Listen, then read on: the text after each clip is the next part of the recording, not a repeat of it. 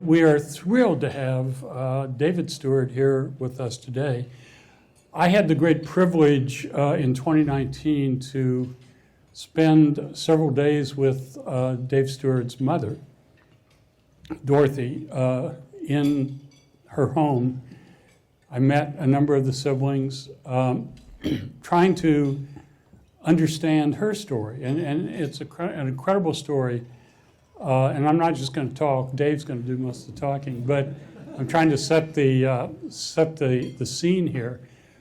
This is a family whose roots go back into the antebellum period in Henry County. The first Steward ancestor to appear in the Missouri census, at least that I've seen, is James Massingale, who shows up in the 1870 census, born in 1849, which suggests that he was almost certainly an enslaved person.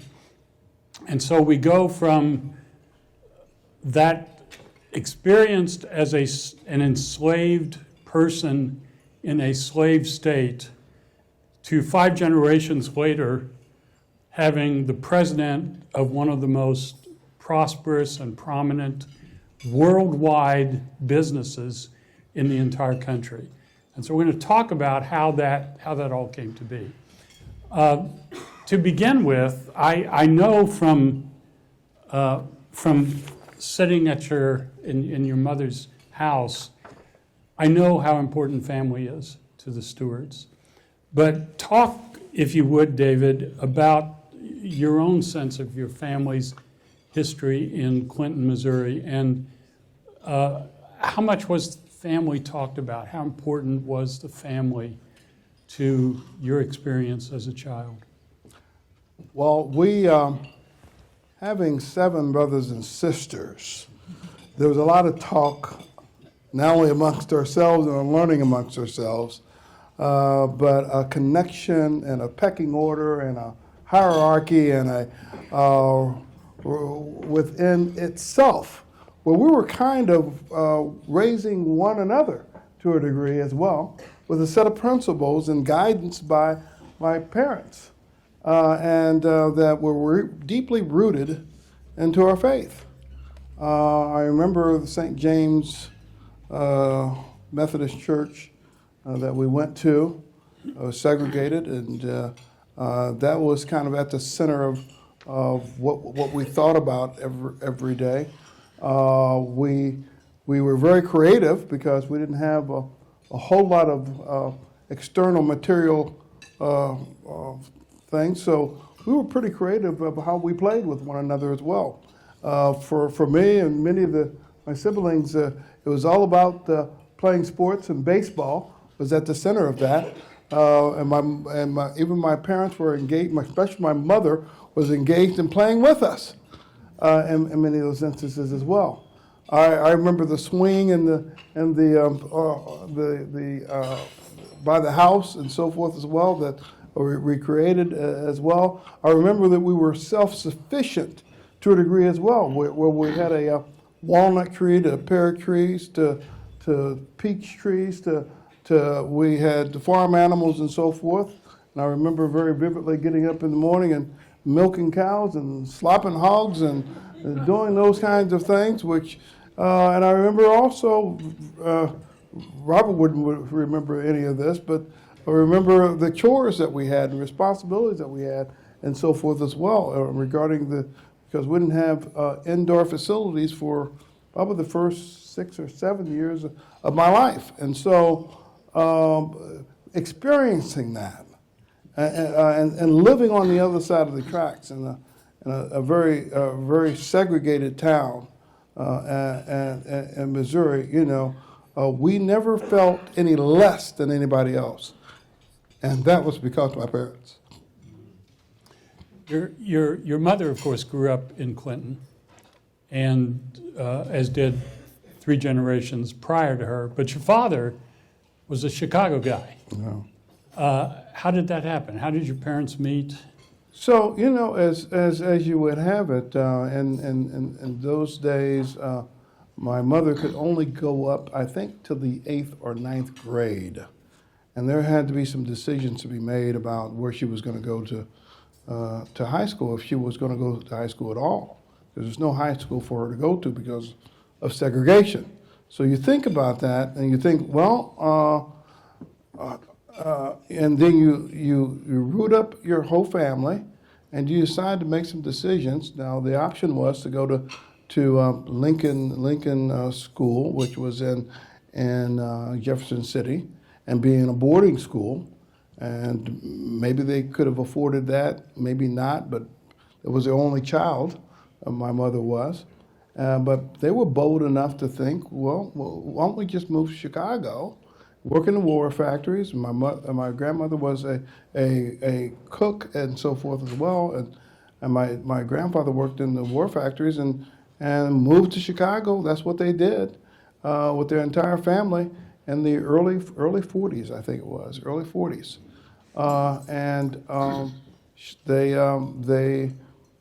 During the high school, my mother met my father, and as a result of that, fell in love, and they had 5 of their 8 children in Chicago. And after I was born, they said, enough of Chicago. My mother decided that she would, well, I guess Phil led the charge. My grandparents went back to Clinton, Missouri, and my oldest brother went down there to visit, and he wanted to stay down there, and I think a lot of it has to do that they did not want to rear their children in South Chicago. And my mother, with my dad in tow, moved back to Clinton, Missouri, and here we got a city boy from South Chicago that now is put in an environment that he's totally unfamiliar with. That's true love. Did your father talk about that? I mean, what a culture shock that must have been. So you talked to my father, and he didn't talk a whole lot about that. He just talked about he demonstrated he never left Clinton after he got there. I mean, he wouldn't go anywhere. He loved the town. He loved the environment. He was a part of the community. In fact, he was the first city councilman in Clinton, Missouri. And it was, and to see, he captured the entrepreneurial spirit, because he captured that from my grandfather, who was, lack of a better word, he knew how to create jobs and opportunities in an environment where the opportunities weren't as clear for us, and a pathway for opportunities weren't as clear. And because of, call it what you may call it, segregation, because it's just unfamiliar or prejudice or whatever you want to call it, bigotry, they didn't have the same opportunity. The talent was equal, but the opportunity wasn't equal, and so they created their own opportunities, and that was pretty prominent, not only for my grandfather but also watching my dad. And so that in that environment, I learned about creating your own and creating opportunities and seeing opportunities that you wouldn't see normally. How did your father make a living? Well, he made a living several different ways. So he was a master mechanic. So he did work for a dealership, and he also was a bartender when they needed him. He had a trash route when he had a janitorial service, and then he was a security guard when they needed him, and I think that was about it. I would think that's just about enough. As the reputation of they talk about Jamaicans, he probably one of the first Jamaicans in the state of Missouri. Just multiple jobs, multiple opportunities, took advantage of the opportunities as he saw them. Yeah, I was struck by talking to your mother that when the family came back to Clinton, they came back to the same place, the place that had been in the family for generations, I think. And in fact, that place is still in the family. Yes. The house isn't the same, but the place is still there. And your mother had an incredible sense of place and commitment to that place. But when you came back from Chicago, at least according to your mother, not a whole lot had changed in Clinton. We're talking now about the early 1950s. Clinton is still segregated. How did that segregation manifest itself in your earliest memories? Where could you go? Where couldn't you go? What could you do? What couldn't you do?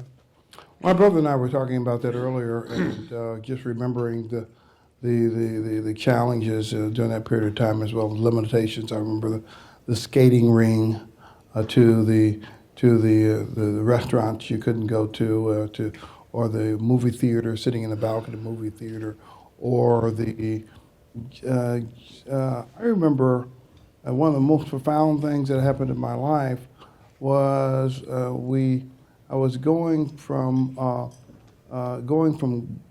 Cub Scouts, which my mother was the den mother, to Boy Scouts, and my mother came. We went to one of those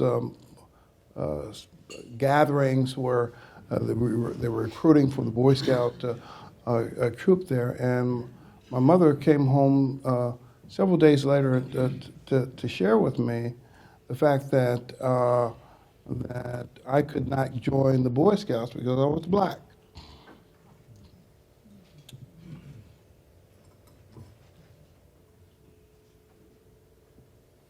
So what happened? Just visualizing my mother telling me that, and we cried together.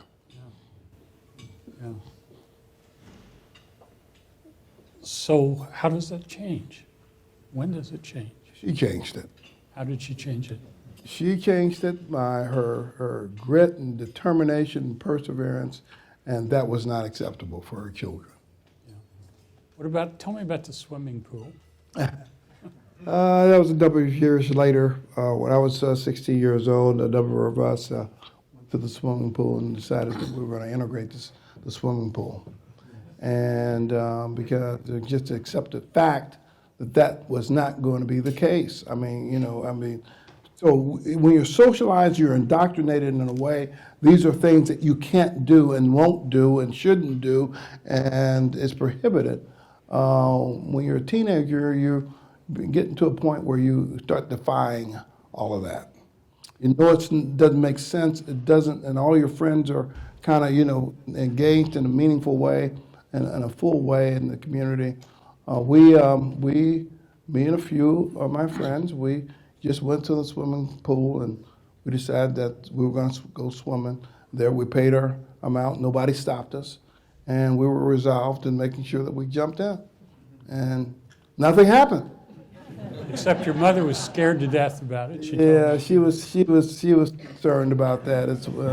But you can be concerned about a lot of things, in life. But overcoming that with faith is extremely important to me. Overcoming, these social ills and challenges in our country today, for that matters. I remember even starting worldwide technology. You think about that. I remember saying, talking about that with just a couple of people, and they said, "Well, don't you know they won't let you do that?" I said, "Who is they?" So with 5 people and 4,000 square feet, started this company called Worldwide Technology, which was actually 127 Weldon Parkway wide. So, it's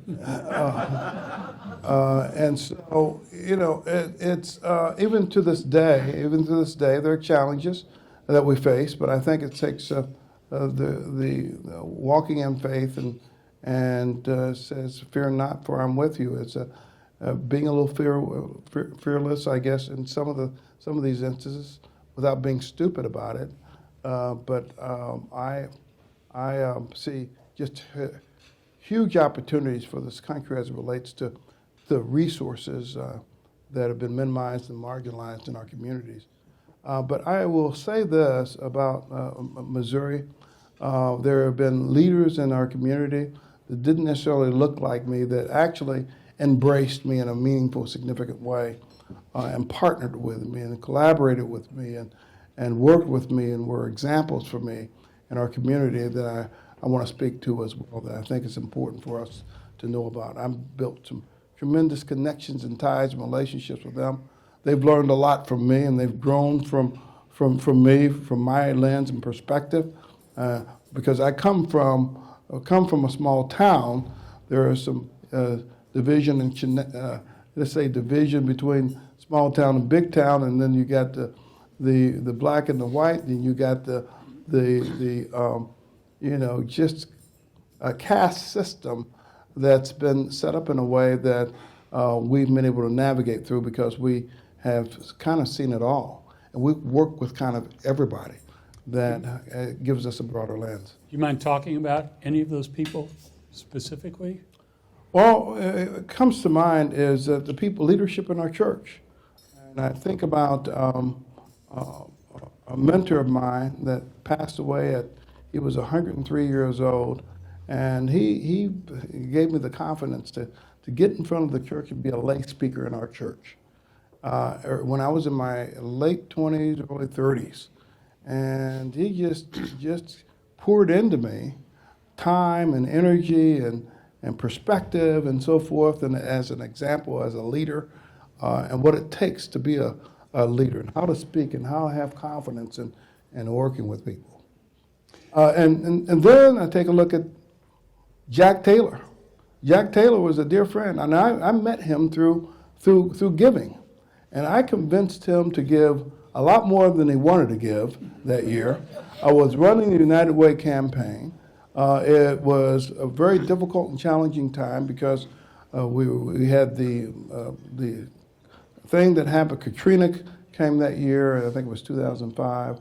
Katrina, Rita, the mudslides, and all the things that happened. Everybody was pouring money down into New Orleans, and I was running the United Way campaign, which was at the time, one of the top 3 campaigns in the country. I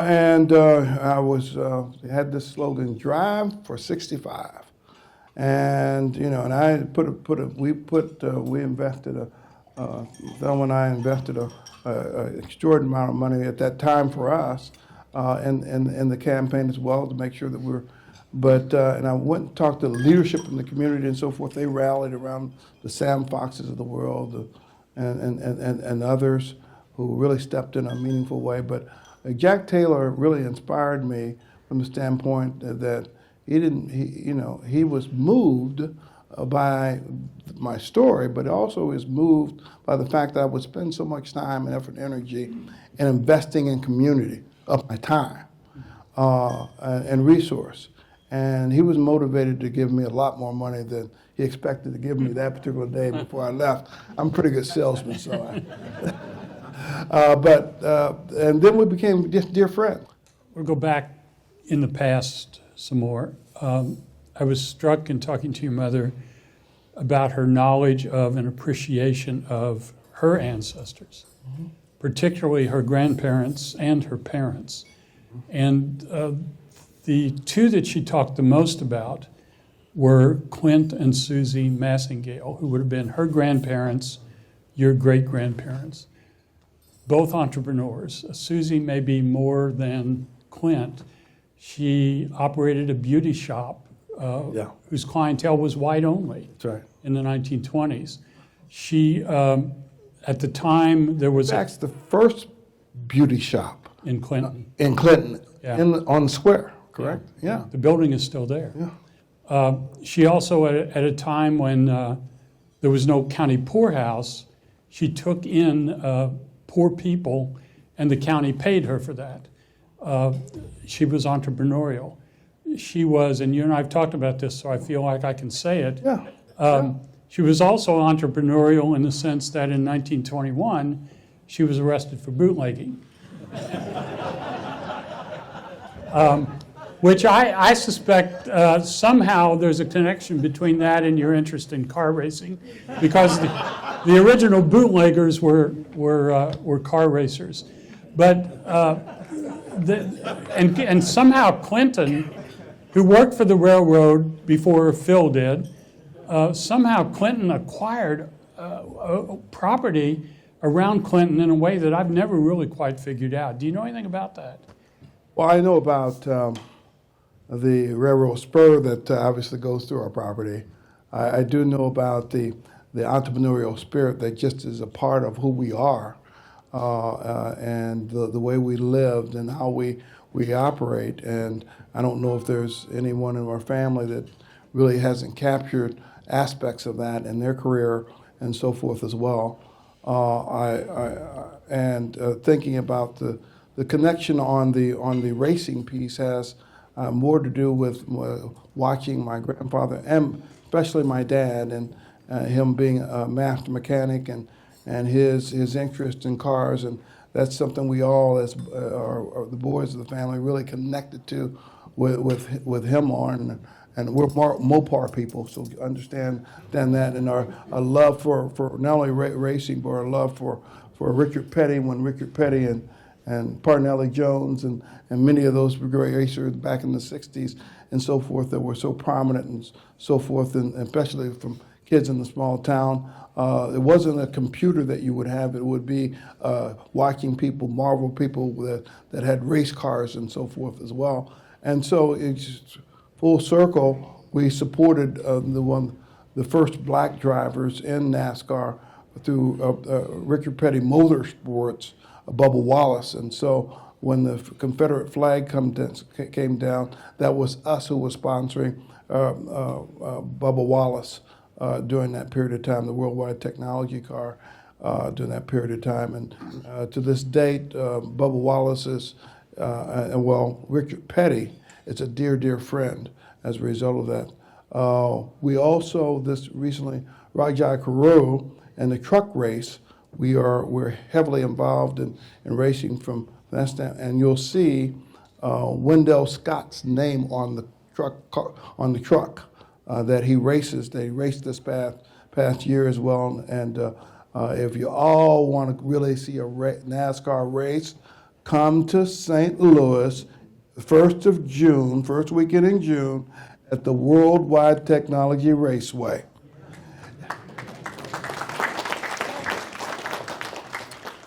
It is, and I'm not promoting it. I don't need your money. Just come. I will say to you is that is the most significant NASCAR race now on the circuit. Let's go back to when the family moved back from Chicago. You're just a toddler. So that means you started school in Clinton, 1955, 56? 57. 57. So the school's integrated in 56, I think. Right, Phil? 57. 57. So you were in the first class of integrated students, right? The first grade. There was no kindergarten and so forth. And as my mom shared the story with me, my dad patrolled the town all night to ensure that his 5 children going to school at the time could go to school. Now, that's why Mom shared that with me, the significance of that moment. It was and I didn't realize the significance of the moment as well, because there were people who did not want that to happen. I'm certain. In the town, and the evidence of that obviously was several years later, when they didn't want me to join the Boy Scouts, right? And it's interesting, the power of forgiveness, the power of grace and all that, because a number of years later as adult, we had the pleasure of running the entire St. Louis area office as chairman of the Boy Scouts area. Then the Central Region, I ran that for 3 years as well, and then sit on the national board. And so, you see over that period of time the impact and effect that had on me, and the significance and the power of the fruits of the Spirit and seeing that through and the lives that have been changed as a result of me having experienced that. What was your experience like in that first year of school with the white students? It was interesting. First year was probably pretty good because they made sure the older kids were always responsible for the younger kids at Franklin School. So I had four ahead of me, and so they were responsible for making sure I got home, make sure that I got where I needed to be, and so forth as well. But it was a challenge from the standpoint of just classmates and others that weren't as comfortable with us being there. I remember first, second, and third year probably fighting a lot. That's too bad. That's awful. You've mentioned church several times, St. James. Tell me about the role of St. James Church in your family's life. Oh, well, I remember my brother and I cleaning that church a lot. My brother Phil over here, he's my older brother, so we cleaned that church a lot. Now every Saturday, I think it was Saturday afternoon or something, our job was to go there and clean that church for church service the next day. And I remember mom really pushing us to make sure that we were going to church every week. And if you didn't go to church, you didn't have a whole lot of the privileges that you would have if you went. So we were motivated to do that. But one of the really profound things that mom did, and I remember this, and probably did it with everybody else. She made everybody special in their own right. And one of the things that she did that was just so profound and trust, I remember her teaching us about money and the importance of giving, and the importance of the significance of giving. And I remember her giving me she said, this is my last dollar. I want you to put this in church. Wow. And I did that, and it's just amazing. The next week, there was something that happened where money just came into the home. And so, and I guess as easily, there's a little corner store there. I just easily could have gone to church, not put anything in, and came back the other way, and then went to Dotson's and made Dotson's and got me some candy and put it in my pocket and called it a day, right? She trusted me with that dollar that I would do right with it. What were the social activities that you and other children, were the social activities, baseball and so forth, were they integrated by the time you came along? Yes, they were all integrated in the whole bit. We had our own baseball team, amongst us. And so, that's how we interacted. That's how we connected. That's how we made one another better. And I'm this little frail, skinny kid, but he made me better because I was his catcher. So thank you for making me better. And so with the 8 of you and your mother playing, you had 9. Yeah, there was a lot of summers that we played a lot of baseball. Your mother always referred to you all as the Great 8. Yes, right? The Great 8. And then she later on said the Great 8+, because she was claiming all of our spouses too. Yeah.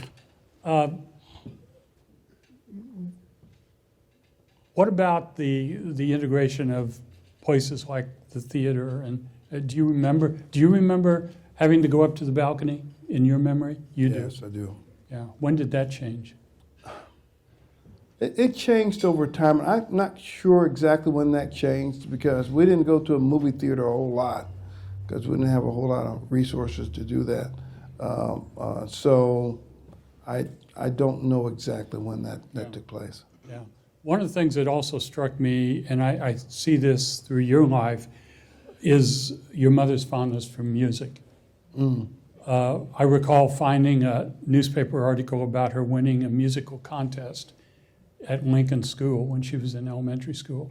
And then her band, which was 10 or 12 people, won a contest at Lincoln in the 1930s that she was very surprised about. But she played the piano, she played the saxophone. Was music an important part of the Steward household? I think that music was our sanctuary. I think that was a place that we found peace and serenity, and a place that was safe, that removed all the ills and challenges and so forth that we faced, and that it was it gave us a place to create and be as well. And we danced a lot in our house. We listened to a lot of music. Many of us played some instrument in some part of our life at some point as well. Our music teacher was Mom, who would play with us and teach us how to play the piano and so forth. And she also was our musician at our church as well. And not only she played, but she also sang and as well. And so that was a very place of peace for us. Your mother told me that her father loved the blues and her mother loved classical music, and she'd always kid him about his interest in what she said was country music, the blues. But there's obviously a direct connection here between her interest in music and your support of jazz. And people like Al Jarreau and Lonnie Smith. I have to assume that is the driving force behind your creation of the Jazz Center in St. Louis. Yeah, that was,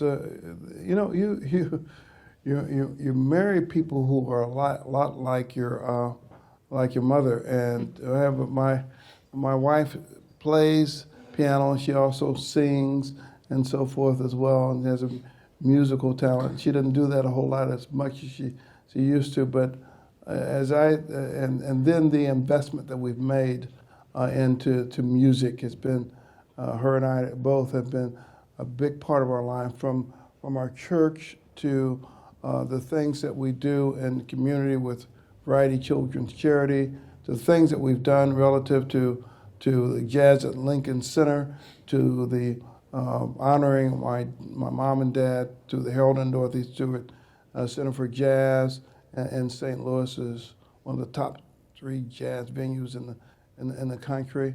Our relationship with Wynton Marsalis, to James Carter, to many of the great musicians out there, the great Al Jarreau that I once, and we had, in fact, this is one of his last concerts was at the Harold and Dorothy Stewart Center for Jazz before he passed on, or Jimmy Smith and so forth as well. In fact, I did something very interesting that a number of years ago before Al Jarreau passed on. I ended up I bought a house in St. Louis, and my wife didn't know about it. And I had a surprise birthday party for her at the house she didn't know about, and she came into the house. She was surprised and so forth, and she knew the previous owners, and she said to them, thank you for allowing my husband to have this wonderful party at your house. And they said, this is your house. Said it is. And I had the great Al Jarreau come and sing for her. Wow, that's great. That's great. Do you remember as a child, I'm thinking something that's popped in my mind, were the August 4th celebrations still going on? Do you remember that? I know they did for many years in Clinton. In Yeah. the black community in Missouri, Juneteenth didn't exist. It was August 4th. That was the Emancipation Day celebration. Yeah, it wasn't. For me. It wasn't that prominent a celebration for us. I remember even better than that the church picnics that we used to have at St. James was a pretty big deal for us. But I don't remember a whole lot about that. You graduated from elementary school. Was there a ceremony of any kind? Was it just you finished the 8th grade? Was there a graduation ceremony? Nothing? No, so we went to Franklin School. We went up to the 6th grade, and then there was a middle school. We went from 7th, 8th, and 9th. Then there was, the high school. Okay. So you finished high school. Were you a high school athlete? Yes. Tell me about it. Well, that's where the connection to the rest of the community, especially small towns, comes to play. From Holden, Missouri, to Windsor, to Osceola, to Warrensburg, to Knob Noster, to all those little small towns and so forth, where you really connected with people in a way that you would not have had the opportunity to. And we were, especially my senior year, we were pretty good as well. And I do remember this, and it's interesting that I was pretty good, and I was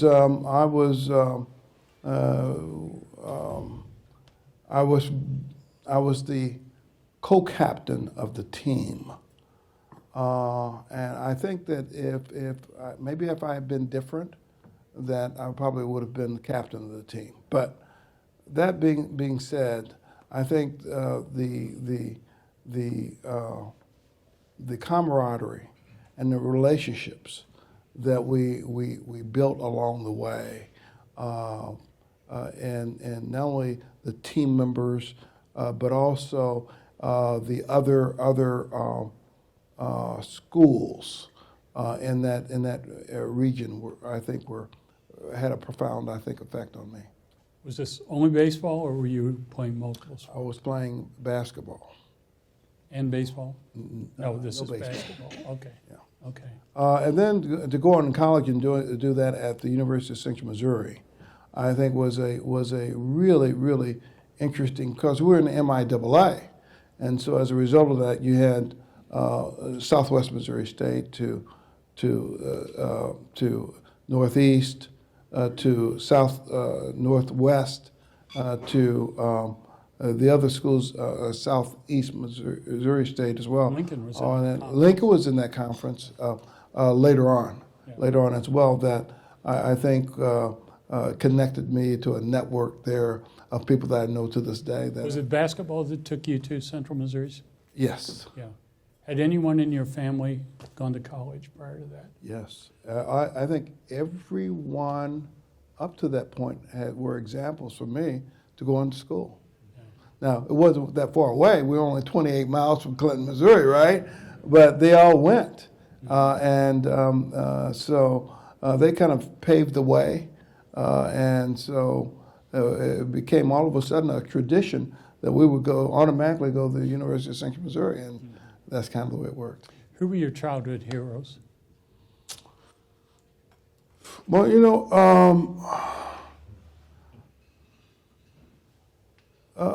my dad, and then seeing my grandfather, and just seeing my brothers and sisters go before me, and because everybody has an effect on you when you're growing up in some way, shape, form, or fashion. In black family, it's always been about those people who are establishing beachheads for you.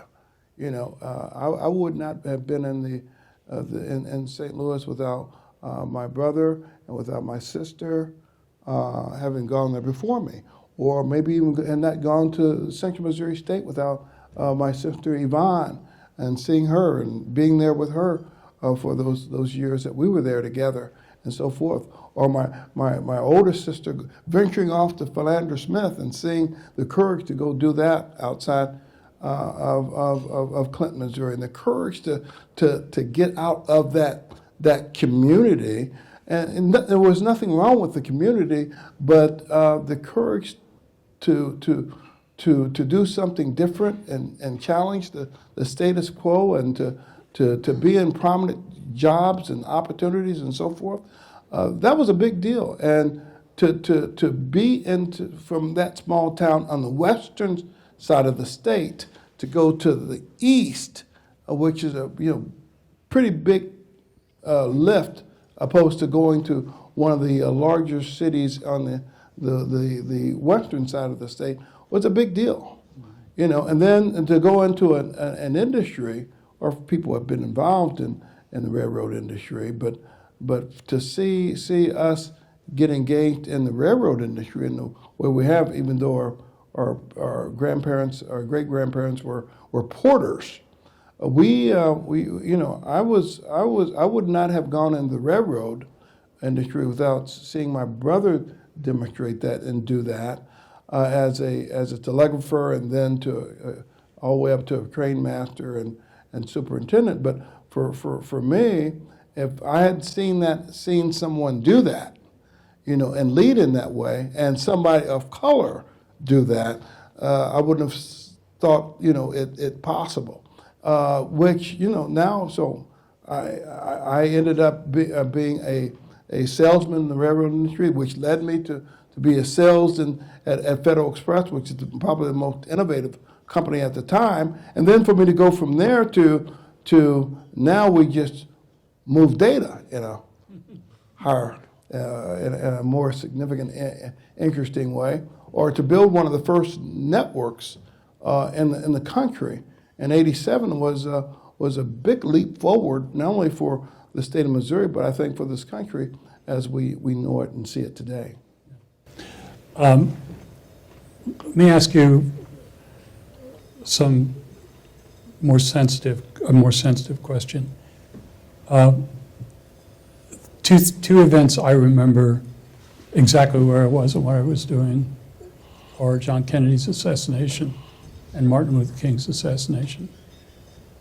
Where were you when you heard of Martin Luther King's assassination, and what was it like that evening in your family's home? I think it was shocking, to say the least. The uncertainty during that period of time, the unrest during that period of time. There was just a huge fear in the town as well. Where we go from here was kind of prominent in my mind as well during that period of time. And but the town and the community was, I think, very empathetic with that, having seen that happen to us. And so I remember people embracing us more so than they were, I think, it being a time that, and being compassionate during that period of time. So that's all I can remember. How would you compare that experience to the response to Michael Brown's killing in 2015? Well, yeah, wow, that's a big question. We tried to, during that period of time, we tried to lean in from the standpoint of understanding. We then put the commission in St. Louis was doing that. But we leaned in relative to our roots and our faith was really, really important. But I think the other thing, too, was we leaned into where we were, where we saw a comfort as well and a peace in in the arts, mm-hmm. and to music. Because during that period of time also is when we opened up the grand opening of the Harold and Dorothy Stewart Center for Jazz. I remember there's a real big storm that came through there during that period of time, we were concerned about all the violence and some of the things that were going on. That we moved forward with it anyway because we thought if we can convene people around the arts, around music, around something we both enjoy, and that we brought Wynton Marsalis and the Lincoln Center Orchestra, and my mom came over and she was so happy, and so so it was a special moment for our family as well during that period of time. We weren't going to allow that moment of challenge overcome the joy of this moment for our family and for the community to embrace rallying around this moment of love and care for the entire community. When did the idea of worldwide technology come to you? When did you decide this is where I'm going to put my energy and my focus? Was it an aha moment, or did this happen over time? It happened in time because, as my wife will tell you, is that we've had businesses since 1983, and so and it connects to this entire community because actually the first business that I bought in 1983 was a business that actually was headquartered in St. Joseph, Missouri, and it connected me back to small towns and small banks and small relationships. Relationships in the community in a way that only I could have experienced having grown up in a small town. So in 1983, I convinced the guy to sell me his business for nothing down. I leveraged his business to give me a down payment and then had him carry the rest back in order to do the service that I was going to provide. And later on, they said, in 87, they said, "Oh, you did a leverage buyout." I said, "I did." So in 87, that company then evolved that company into a company that actually was doing undercharge audits for the railroads. I convinced the railroads to do an undercharge audits. I'd been familiar with the railroads, and I was able to convince the Union Pacific Railroad that I previously worked for, called the Missouri Pacific Railroad, and was able to get them to do that, and they said yes. And so in 87, built one of the first wide area networks and land systems in the country. And we hung 8088 machines on it. We had a file server that was 660 megabytes. We had a gateway tied to the railroads themselves. We had we pull over the ASCII file. We'll take a converter box, and we converted that down and loaded it into the land system. And we used Clipper C++ to develop a software application where we could actually audit those freight invoices 35 to 40 times faster than the railroads could do it themselves. So we was able to get to Union Pacific, the Santa Fe, the Burlington Northern at the time, and Chicago Northwestern, the SP, every Class 1 railroad west of the Mississippi I had. So was I in the business of auditing freight bills using this new system and innovation, or was I in the business of using technology in a new and innovative way? So out of that, I said, I'm solving problems using technology. I want to be a bigger part of defining what that's going to look like. So out of that started this company called Worldwide Technology. Wow. So I think I know the answer to this question, but a very broad question. What role did growing up in a small town in Missouri have on your life? Had a profound effect because I had no fear about going to St. Joseph, Missouri, and working out a deal with the bank in St. Joseph, Missouri. My first bank relationship in 1983 was with Stockyard Bank of St. Joseph, Missouri. Now, who does business with who does that? Unless you come from a small town, right? They didn't notice I was black either. And put the deal together, and my second bank was Bank of Wathena, Kansas. There is a relationship and an understanding, and there's a conversation you can have coming out of a small town that you can't have any other way. I can talk about raising animals, I can talk about milking cows, and I can talk about slaughtering hogs, and I can talk about, putting up fence posts and all when time you do it, and Farmer's Almanac, and all the things you talk about, right? And I can say howdy too.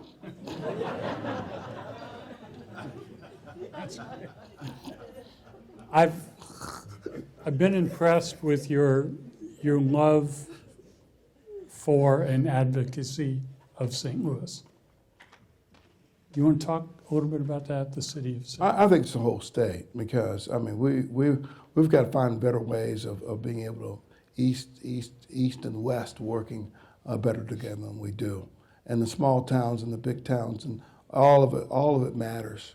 All of it matters. All of our community matters. And we've spent an awful lot of time investing back not only in the cities but also back into the small town of Clinton. I mean, where are you going to get the talent from? The perspective, the lens that comes out of small town. I benefit from having come in that environment. I didn't think I was benefiting at the time growing up there, because I thought everything was in the city. But I got to tell you, the grit and determination and perseverance and the distance traveled and the values, the rooted values that I gained from going there, that clear North Star coming, and that everybody was held accountable to, I brought to this environment that we've created called worldwide technology. The culture of that has a true North Star that you can trust in.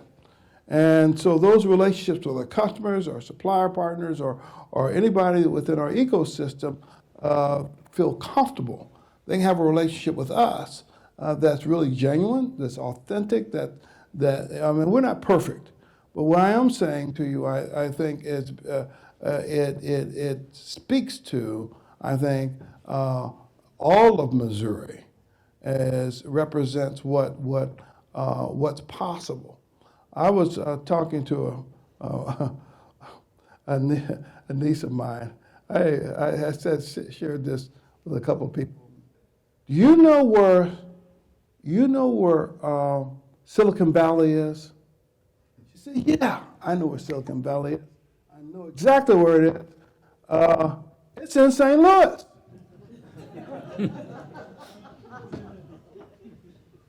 I said, you know why you said that?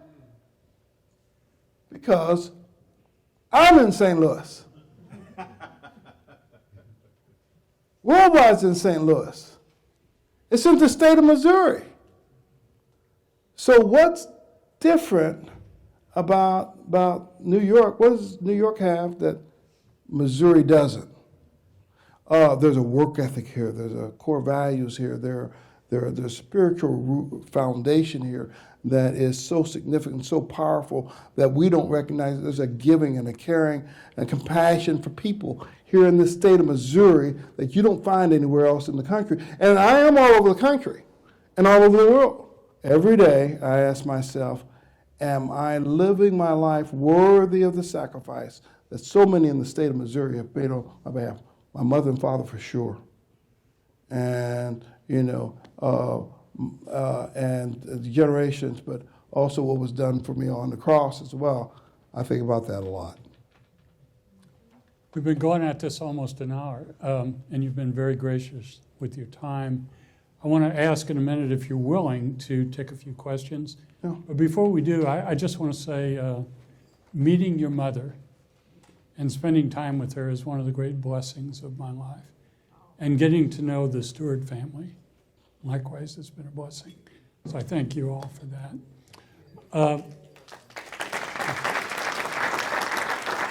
Are there... Can I very quickly, I think I want to make sure I acknowledge all my brothers and sisters. I want them to please stand with your spouses and so forth as well. I just want to recognize you because you've been an integral part of my life.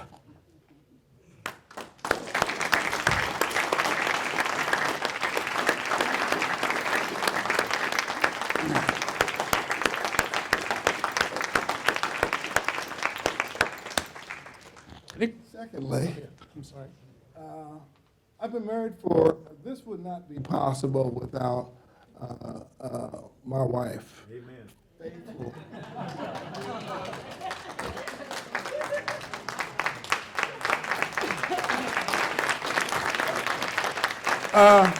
And we've known one another 48 years, and for 47 years we've been married. I finally got it right.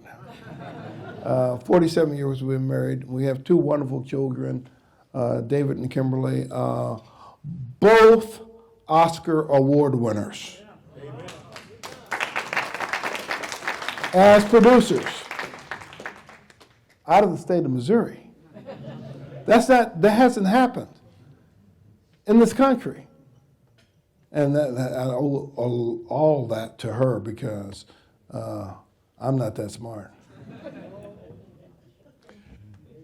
We have time for a couple of questions.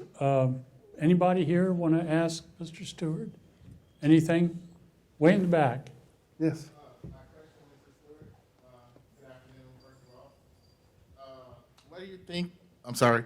What do you think about the current climate of AI and in St. Louis, the new NGA program that they're trying to build for years? That's pretty much the question.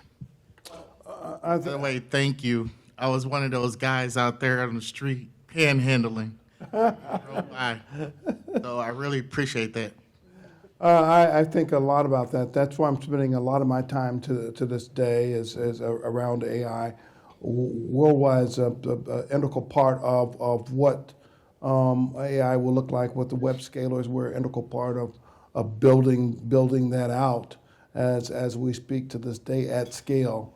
We also, I have a private equity company that is focused on AI because I think most of the innovation is going to continue to come from small business, from not the big companies. I think it's important that we find ways to fold into AI this North Star that I talked about, the power of the Spirit, the Holy Spirit, that so we don't have unintended consequences. Our ability to be able to now begin the process of teasing out talent differently than we have before is really, really important.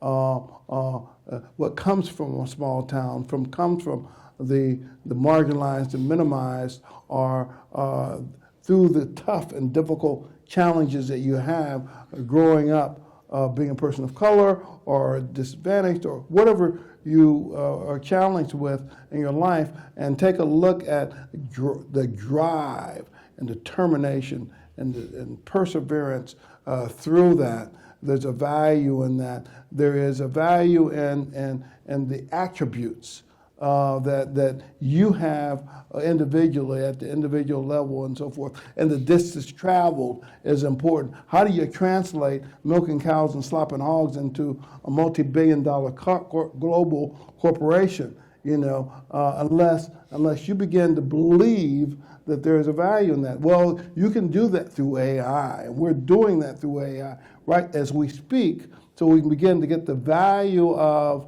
the least of them that we're not getting now, which we think is transformational.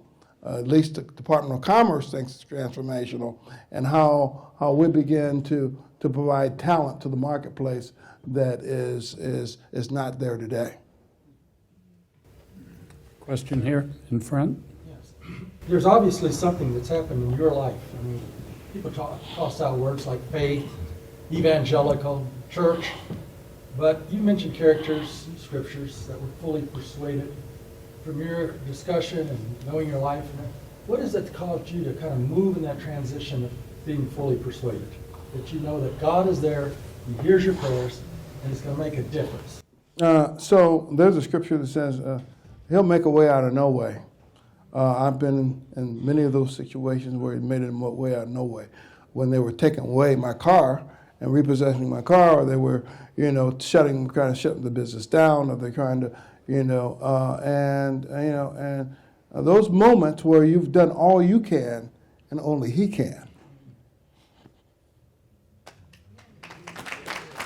And so as I think about that, so there was a moment, so Psalms 91 was my best friend, and so, lived in that. I understand the importance of the principles of all that and how you begin to fold that into your life, into your business, into the way and how you build relationships are really, really important to me. The fruits of the Spirit have come at the center of most of that as well. Recognizing who you are in that also, and the power that resides in you is really important. So Ephesians 3:20 has become a huge prominent piece of all of that as well. And who you're seeking as well. So Matthew 6:33 becomes a real prominent in my mind about, who you're seeking in all this as well, and who you're giving the glory to. All those things and the principles of giving in our community, of your time, your talent, and your resources and so forth, and the principles around that, given it will be given to you. The platform that I've given, am I doing enough with that platform that I'm having a profound impact on people's lives because I'm responsible. To much given, much required. And so I really believe that that's what drives me every day. So I hope that answers your question. Sorry, I get really kind of wound up around that. My dear friend, the former mayor of Clinton is here with us as well, Gus Wetzel. And you were talking about heroes and people that you have seen, we've seen before as well that were great examples. His dad and he were great, extraordinary leaders in Clinton that we've admired over the years that have been extremely dear friends of ours. So Gus, thank you for being here today and what you also represent at the University of Central Missouri.